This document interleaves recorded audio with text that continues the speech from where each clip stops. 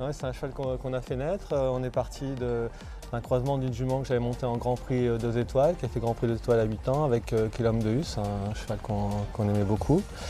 Et puis du coup on a eu un beau poulain. Après du coup on a commencé un peu à le mettre en route. Il s'est montré avec quand même un potentiel assez sympa, des belles allures, du look. Du coup on a choisi de faire un peu les modèles et allures. Parce qu'au départ, garder un cheval entier, c'était pas trop notre idée.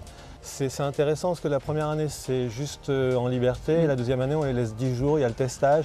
Donc pour voir la qualité avec un autre cavalier, tout ça, c'est quand même un test intéressant. Il est à nouveau deuxième. Et après, dans la saison de concours, le cheval il se montre respectueux, avec beaucoup de moyens et puis une bonne tête. Du coup, dans l'idée, c'est de le former progressivement. Et après, c'était un peu l'idée de l'amener ici, de pouvoir sauter un peu sur la belle piste en herbe. Cette grande semaine, alors vous êtes habitué à faire des concours internationaux de 3, 4 étoiles, 5 parfois. Ouais, Parfois, c'est arrivé voilà, du 5 étoiles. Mais cette grande semaine, ici, pour les jeunes chevaux, elle est aussi capitale pour vous? Ouais, elle est intéressante, ça dépend de sur quel schéma on se place avec le cheval.